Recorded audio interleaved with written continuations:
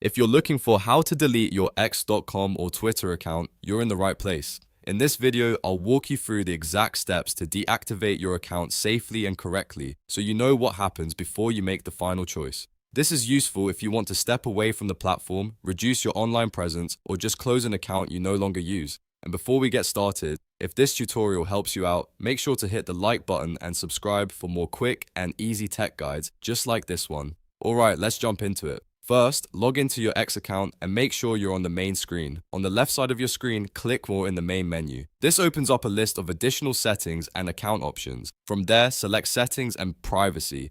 This is where X keeps most of the important account controls, including security, privacy, and deactivation options. Once you're inside Settings and Privacy, click Your Account. Inside this section, you'll find the controls related to account ownership, account information, and deactivation.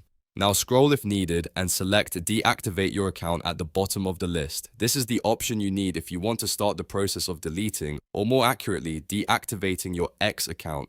After that, X will show you important deactivation information. Take a moment to read through it carefully so you understand what will happen to your account, your username, and your data. When you're ready to continue, click the red Deactivate button. At this point, X will ask you to confirm your identity by entering your account password. Type in your password carefully, then click Deactivate one final time to finish the process. Once confirmed, your account will be placed into deactivation, and that's the final step in the process. So to recap, click More, go to Settings and Privacy, open your account, select Deactivate your account, read the deactivation details, hit Deactivate, and confirm with your password. If you found this video helpful, don't forget to like, subscribe, and turn on notifications for more simple step-by-step tutorials. Thanks for watching, and I'll see you in the next one.